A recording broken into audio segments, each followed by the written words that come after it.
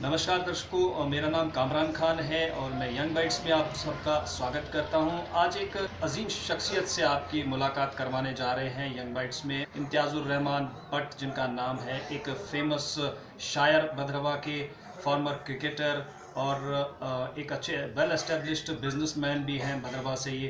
तो अभी सुनने को आया है कि इम्तियाज़ुर रहमान भट्ट जी जो है वो पॉलिटिक्स ज्वाइन करने वाले हैं।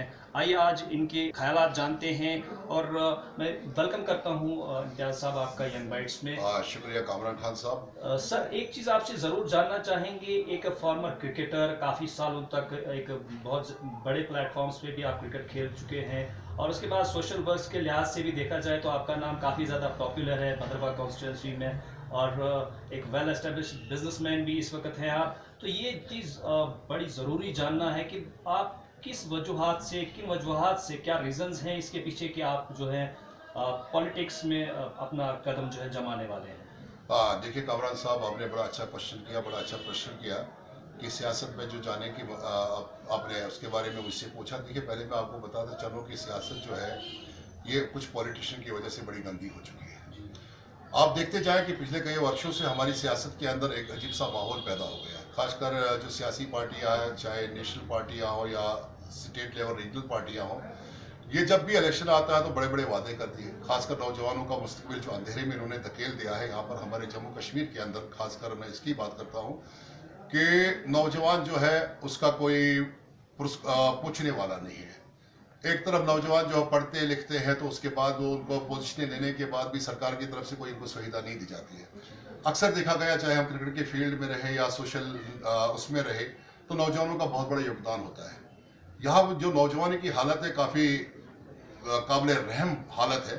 और आपने देखा होगा कि जब भी इलेक्शन आते हैं तो नौजवान जो है हमारे भद्रवाह के कॉन्स्टिट्यूंसी के या दूसरी जगह की बात कीजिए, नौजवानों का ही ये ताकत होती है जो किसी भी लीडर को आगे लेके चले जाते हैं। ये उनका इस्तेसाल करते हैं और जब इलेक्शन खत्म होते हैं, कोई जीतता है या हारता है, उसके बाद नौजवानों की तरफ ध्यान नहीं देते हैं। हालांकि नौजवानों का ये जो बड़ा इश्यू है, ये तो स्टेट गवर्नमेंट का इश्यू को सॉल्व कर सकती है, लेकिन कुछ ऐसे हमारे पास जो लगा मुझे कि अब जरूरत है कि एक तरफ से धर्म की राजनीति दोनों तरफ से हो रही है। मैं आपको साफ कहना चाहता हूँ कि हमारी कुछ नेशनल पार्टीज को ये लगता है कि मुस्लिम वोट जो है उनका वोट बैंक है। दूसरी तरफ से दूसरी रीजनल नेशनल पार्टी को लगता है कि हिंदू वोट बैंक इनका है। लेकिन अब वक्त आ चुका है कि लोगों के अंदर बदलाव चाहिए। लोगों में एक गमो गुस्से की लहर दौड़ी है। तो ये वजह कि काफ़ी लोगों ने, खासकर नौजवानों में दोनों कम्युनिटियों ने मुझसे अप्रोच किया कि आप जी कंटेस्ट कीजिए। मैंने पहले मना किया। मैंने कहा देखिए, कंटेस्ट करना ये जो है सियासत प्लेटफॉर्म था, ये बहुत अच्छा प्लेटफॉर्म था खिदमत खलक करने के लिए। कुछ ऐसे लीडर भी हिंदुस्तान के अंदर गुजरे हैं कि जिन्होंने ऑनेस्टी के साथ अपना ये सियासी कैरियर शुरू किया और ऑनेस्टी के साथ वो इस दुनिया से चलेगा और इनका सियासी कैरियर भी इतना पनीज हुआ। लेकिन आप देखते होंगे कि शाम को कोई पॉलिटिक्स में आता है, दूसरे दिन उसको जो होता है बड़े बड़े वादे करता है और उसके बाद कुछ लोग ऐसे भी हैं जो पॉलिटिक्स का सहारा लेकर गरीबों का खून चूसते हैं। फंड्स जो होते हैं वो गायब करते हैं। CDF आता है, वो अपने 2-4 चमचों में बांटते हैं। और आपने देखा होगा हर सियासी पार्टी के साथ 2-4 ऐसे लोग होते हैं, अपॉर्चुनिस्ट होते हैं, जो उनको मिसगाइड करते हैं। और आखिर पर वो जो लड़के हैं, नौजवान हमारे लड़के हैं, वो बेचारे दरबदर होते हैं, उनका हक नहीं मिलता है। उनको लड़ने वाला कोई असेंबली में है नहीं। खासकर बेरोज नौजवानों के लिए अगर कोई फाइट करने वाला, मैं पूरे जम्मू कश्मीर की बात करता हूँ, कोई MLA हो, मिनिस्टर हो, जो फाइट करे, उनके लिए लड़े, तो क्या बात क्यों नहीं हो सकता हम गवर्नमेंट से उनके लिए हक छीन लें, उनके लिए पोस्टें क्रिएट कराएं। लेकिन दूसरी तरफ करप्शन का जो माहौल है वो बहुत ज्यादा है। हर नेता जो है करप्शन में लथपथ हो चुका है। आप देखते होंगे बड़े बड़े दावे करती है पॉलिटिकल पार्टीज कि हम ऑनेस्टी की सरकार देना चाहते हैं, एक ईमानदार सरकार देना चाहते हैं। लेकिन आप उनके चेहरे उठा के देखिए, आप NC का चेहरे उठा के देखिए, आप कांग्रेस के चेहरे उठा के देखिए, आप BJP के चेहरे उठा के देखिए, तो आपको दागदार लोग ही मिलेंगे। वही लोग मिलेंगे जिन्होंने जम्मू कश्मीर रियासत के खजाने लूटे हैं। और आज ये वक्त आया कि सियासी पार्टियों के बीच में ऐसे लोगों की जरूरत है जो सरमायादार हो, जिनके पास पैसा हो। हमारा गरीब आवाम वोट करता है, हमारा मिडिल जो तबके से लोग वोट करते हैं, हमारा अमीर आदमी वोट करता है। लेकिन ये क्या होता है कि हमारे उन वोटों का इस्तेसाल होता है। ये जीतते हैं, बाद में अपने वोटर्स की तरफ नहीं देखते हैं, अपनी कॉन्स्टिट्यूंसी की तरफ नहीं देखते हैं, अपने इलाके में नहीं जाते हैं।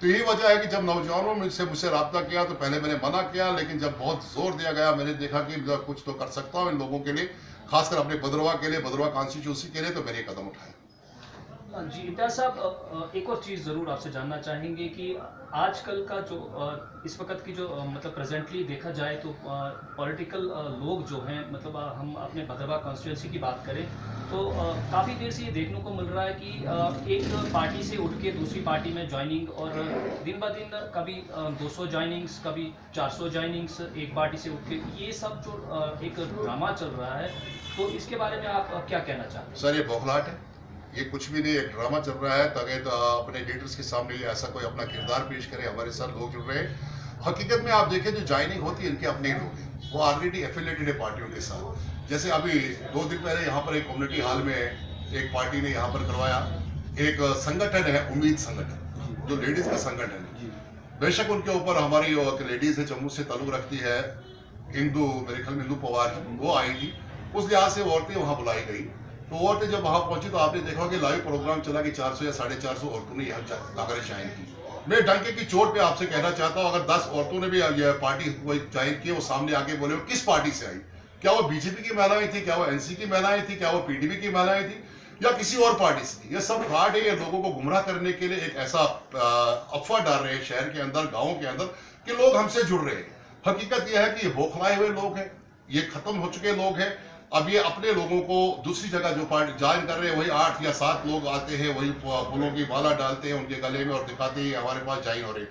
हकीकत में कोई किसी पार्टी से आकर किसी पार्टी में ज्वाइन नहीं हो रहा है, ये सब ड्रामा है।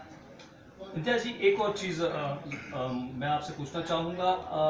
देखा गया है कि भद्रवाह में आप जो हैं काफ़ी ज़्यादा फेमस हैं, और भलेसा में भी मतलब आपको हर बच्चा और बूढ़ा जानता है आज, चाहे वो क्रिकेट के कारण या फिर आपके सोशल वर्क्स के कारण आपको जानता है। तो आने वाले वक्त में, फ्यूचर में, अगर आप एमएलए बन जाते हैं भद्रवाह कॉन्स्टिट्यूंसी से, तो आपके क्या टारगेट्स रहेंगे, क्या अचीवमेंट्स पे आप फोकस करेंगे, आगे क्या आप अच्छा करना चाहेंगे? सबसे पहले मैं असेंबली में, अगर मैं आपकी दुआओं से या लोगों ने साथ दिया, अगर मैं जीत के जाता हूँ, तो मैं सबसे पहले नौजवानों की आवाज़ उठाऊंगा। जैसे यूरोपियन कंट्रीज में होता है कि जो पढ़े लिखे नौजवान है, जब तक उन्हें नौकरियां नहीं मिलती तो सरकार का ये दायित्व बनता, फर्ज बनता है कि क्वालिफिकेशन के हिसाब से एक लड़ाई लड़नी है। क्वालिफिकेशन के हिसाब से उन्हें कोई ये मौजा ने क्या करते हैं, वहाँ स्टाइपेंड दिया जाए। जैसे कोई एमएससी करके उसे 5 या 6 हज़ार या 10 हज़ार दिया जाए, बीएससी वाले को 4 या 5 हज़ार दिया जाए, फर्स्ट ईयर वाले को 3 या 4 हज़ार दिया जाए, मैट्रिक वाले को 2-2.5 हज़ार रुपये दिए जाए। क्योंकि जब तक उनको नौकरी नहीं लगेगी तब तक उनके पास ऐसा तो पॉकेट मनी कुछ होनी चाहिए। एक तरफ सरकार को देखिए आप, जो भी सरकार बनती है फिर अपने चेले चाटों को गाड़ियाँ प्रोवाइड होती है। इतनी गाड़ियां हमारे जम्मू कश्मीर में, मैंने एक बार हिसाब किया था पीडीपी और कांग्रेस की सरकार में, 2800 ऐसी गाड़ियां थी जो उन लोगों को दिए गए थे जिनके पास 2 वोट भी नहीं थे।